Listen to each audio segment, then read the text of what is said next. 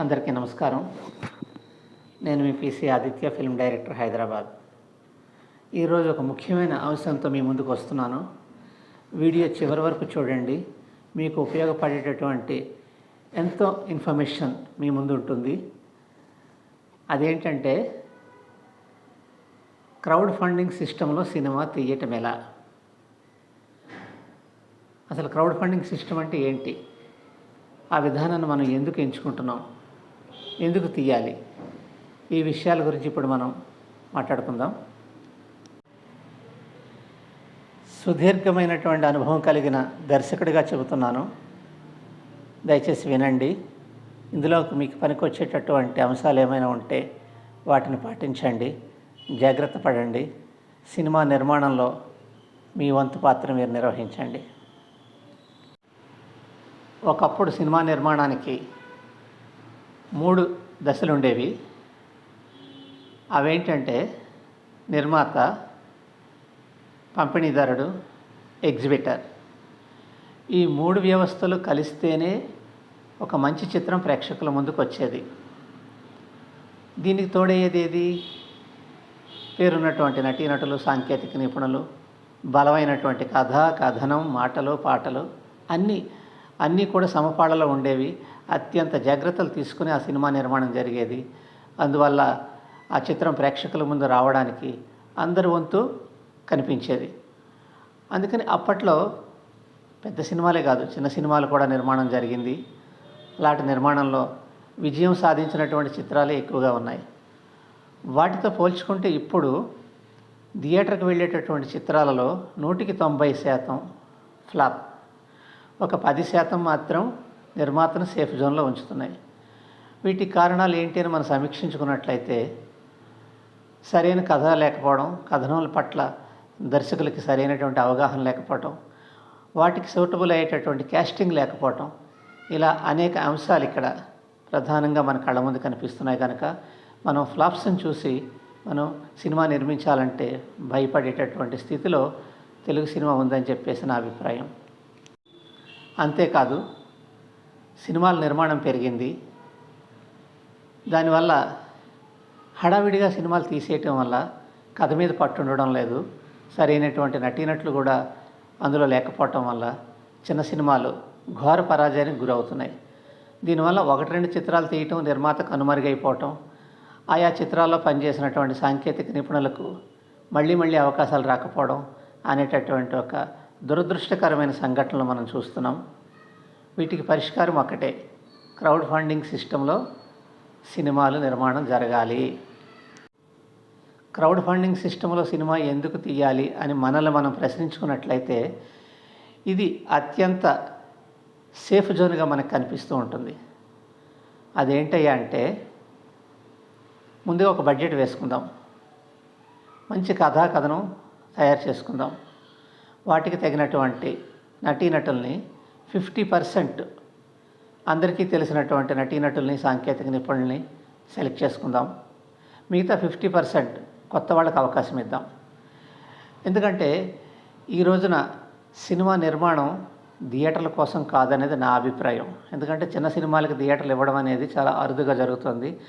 ఇచ్చినా కూడా శుక్రవారం విడుదలైనటువంటి సినిమా మళ్ళీ సోమవారం నాటికి ఉండట్లేదు. సో ఇలాంటి పరిస్థితుల మధ్య ఏ నిర్మాత అయినా ఒక్కడిగా వచ్చి రిస్క్ చేయాలంటే మాత్రం ఆలోచిస్తున్నారు, భయపడుతున్నారు. అప్పుడు దీనికి పరిష్కార మార్గం ఒకటే: మనం ఎంచుకున్నటువంటి కథనం జనంలోకి వెళ్ళాలి అంటే మనం ఓటీటీ ప్లాట్ఫామ్ని ఆసరాగా తీసుకుని ముందుకు వెళ్ళాలి. ఈ ఓటీటీలో సినిమా నిర్మాణం అంటే అది కూడా ఈ రోజున లక్షలు దాటిపోయి కోట్ల రూపాయలకి వెళ్ళిపోతుంది.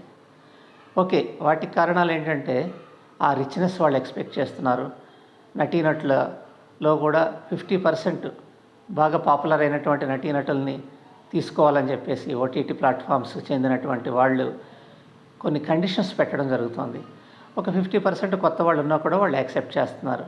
ఇది ఒక రకంగా చిన్న నిర్మాతలకి, కొత్తగా సినీ రంగానికి వచ్చే వాళ్ళకి ఎంతో ఉపయోగకరంగా ఉంటుందని నా అభిప్రాయం. ఎగ్జాంపుల్ తీసుకుందాం. 1 కోటి రూపాయలు పెట్టి ఒక చిన్న సినిమా మనం నిర్మించినట్లయితే దాన్ని ఖచ్చితంగా ఓటీటీ ప్లాట్ఫామ్స్ యాక్సెప్ట్ చేస్తాయి, మన సినిమాని ప్రోత్సహిస్తాయి, జనంలోకి తీసుకుని వెళతాయి. ఇది ఇంత ఖచ్చితంగా ఎందుకు చెప్తున్నానంటే, ప్రస్తుతం నేను కూడా ఓటీటీ ప్లాట్ఫామ్ మీదనే ఉన్నాను.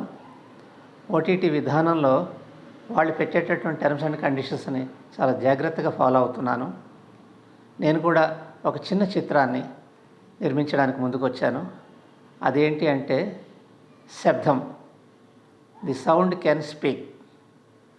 ఒక విభిన్నమైనటువంటి కథాంశం తీసుకున్నాను. ఒక రకంగా ఇది పూర్తిగా కొత్త వాళ్ళతో మనం చేయొచ్చు, కాకపోతే మార్కెటింగ్ పరంగా చాలా ఇబ్బందులకు మనం గురయ్యే ప్రమాదం ఉంది. కాబట్టి ఇందులో సగం అంటే 50% కళాకారుల్ని, సినిమా ఇండస్ట్రీలో టీవీ రంగంలో బాగా పరిచయమైనటువంటి కళాకారులను ఎంపిక చేస్తున్నాను. ఇంకొక 50% కొత్త వాళ్ళకి అవకాశం ఇస్తున్నాను. కారణం ఏంటంటే, కొత్త వాళ్ళకి అవకాశం ఇవ్వడంలో ఈ పీసీ ఆదిత్య ఎప్పుడు కూడా మీ ముందు ఉంటాడు, అందులో ఎలాంటి సందేహం లేదు. కానీ అలా అని 100% కొత్త ఆర్టిస్టులతో సినిమా తీస్తే బయటకు రావడం అనేది చాలా కష్టతరం. నేనే కాదు, ఈ సమస్య అందరికీ ఎదురవుతుంది. ఓటీటీలో స్ట్రీమింగ్ కోసం సినిమా తీయాలి అంటే క్రౌడ్ ఫండింగ్ సిస్టమ్ని ఎందుకు మనం అమలుపరచాలి అంటే, ప్రధానంగా ఇప్పుడున్నటువంటి ఓటీటీ ప్లాట్ఫామ్స్ ఏవి కూడా మనం చూపించినటువంటి బడ్జెట్కి వాళ్ళు సమ్మతించి మనకి ఫండింగ్ రిలీజ్ చేస్తారనేది గ్యారంటీ లేని విషయం. అందువల్ల సినిమాల పట్ల ఆసక్తి ఉన్నటువంటి నూతన నటీనటులు, సాంకేతిక నిపుణులు ఒక్కసారి ఆలోచించండి. మనకి ఇంతకంటే మార్గం లేదు. ఈ క్రౌడ్ ఫండింగ్ సిస్టంలో మనందరం ఒక ప్లాట్ఫామ్కి చేరినట్లయితే అందరిమీ కూడా కొంత తలా మనం కొంత అమౌంట్ని మనం షేర్ చేసుకున్నట్లయితే నిర్మాత అనేటటువంటి ఒక వ్యక్తికి, ఒక మేజర్ షేర్ పెట్టుకునేటటువంటి ఒక వ్యక్తికి రిస్క్ తక్కువ ఉంటుంది. ఆ రిస్క్ని మనం తగ్గించడం కోసమే ఈ క్రౌడ్ ఫండింగ్ సిస్టమ్ మనం ఫాలో అవుదాం. ఇదేమీ కొత్త విషయం కాదు. దాదాపు హాలీవుడ్లో, బాలీవుడ్లో, అన్ని రంగాలలో కూడా, అన్ని భాషల్లో కూడా ఇలాంటి ప్రయత్నాలు జరుగుతున్నాయి. తద్వారా నిర్మాత సేఫ్ జోన్లో ఉంటాడు. అలాగే మనం అందరం షేర్ చేసుకుంటున్నాం కనుక మనం కూడా తక్కువ రిస్క్లోకి మనం ఉండగలమని చెప్పేసి నేను అనుకుంటున్నాను. ఇక్కడ మరొక ముఖ్యమైనటువంటి విషయాన్ని మీ ముందుకు తీసుకొస్తున్నాను. క్రౌడ్ ఫండింగ్ అంటే కేవలం డబ్బు మాత్రమే కాదు, ధనం రూపంలోనే పెట్టుబడి పెట్టాలని లేదు. ఇక్కడ కొంచెం జాగ్రత్తగా వినండి. ఒక సినిమా నిర్మాణానికి ఇదివరకు 24 క్రాఫ్ట్స్ అనేవాళ్ళు. ఇప్పుడు అంతకు మించిన క్రాఫ్ట్స్ అన్నీ కూడా యాడ్ అయ్యి 28-30 క్రాఫ్ట్స్ మన సినిమా రంగంలో పనిచేస్తున్నాయి.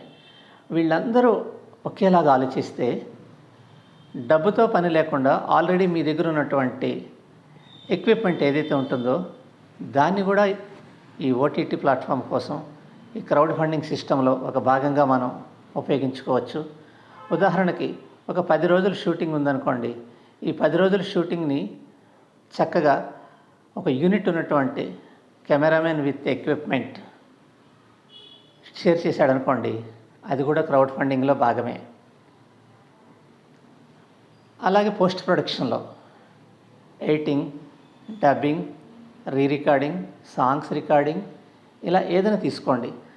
ఇక్కడ కూడా వాళ్ళు తమ వంతు స్పాన్సర్షిప్ని మనకి క్రౌడ్ ఫండింగ్ సిస్టంలో ఇవ్వగలిగితే అది కూడా ముఖ్యమైన పెట్టుబడే అవుతుంది మనకు. ఇవన్నీ కాక సినిమా నిర్మాణం జరుగుతున్నటువంటి సమయంలో డైలీ ఎక్స్పెండిచర్ ఉంటుంది. ఇక్కడ మాత్రం సాంకేతిక నిపుణుల కంటే తెర మీద కనిపించేటటువంటి నూతన నటీనటులు ఆర్థికంగా కొంత ఫైనాన్షియల్ పార్ట్ తోటి మీరు ఈ సినిమా నిర్మాణానికి సహకరించినట్లయితే ఖచ్చితంగా ఇది మీ విజయానికి తోడ్పడుతుంది. మిమ్మల్ని మీరు స్క్రీన్ మీద చూసుకుందుకు ఉపయోగపడుతుంది.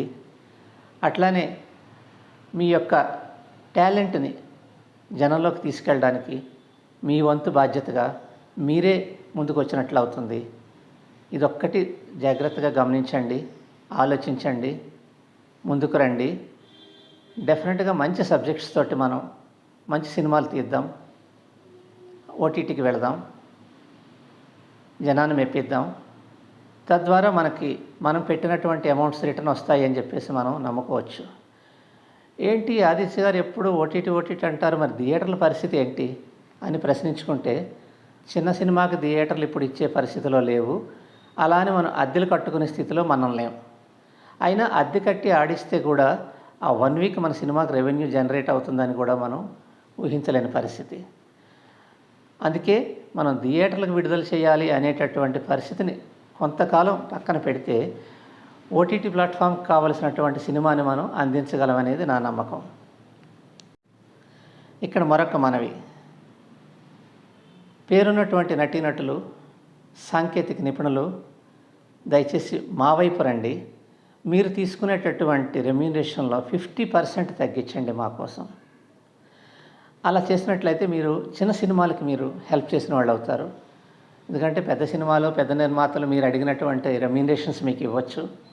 కానీ చిన్న సినిమా దగ్గరికి వచ్చేసరికి మీ రెమ్యూనరేషన్స్ని, మీ పారితోషికాన్ని తగ్గించుకోండి, మాకు సపోర్ట్ చేయండి. ఖచ్చితంగా మంచి క్యారెక్టర్స్ మీకు కూడా దొరుకుతాయి.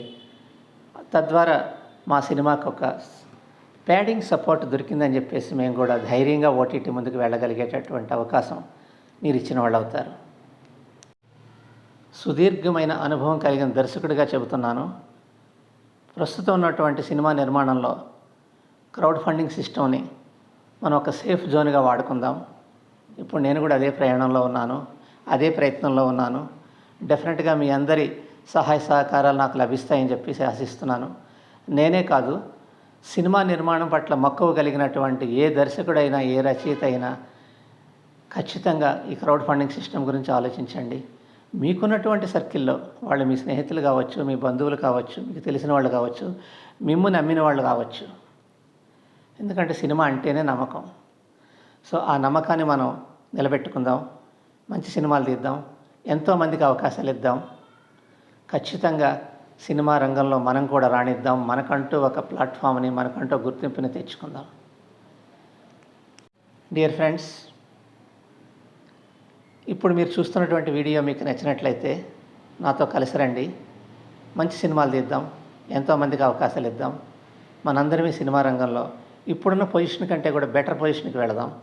ఎందుకంటే ఆల్రెడీ ఓటీటీ ప్లాట్ఫామ్స్కి వచ్చి ఘన విజయం సాధించినటువంటి ఎంతోమంది కళాకారులు మనం స్ఫూర్తిగా తీసుకుందాం. మీకు ఇంకా ఏమైనా సందేహాలు ఉన్నట్లయితే నా ఫోన్ నెంబర్ 9705317188కి ఫోన్ చేయండి. మరిన్ని సందేహాలు నేను సలహాలు ఇవ్వగలను. Thank you very much. Me Aditya.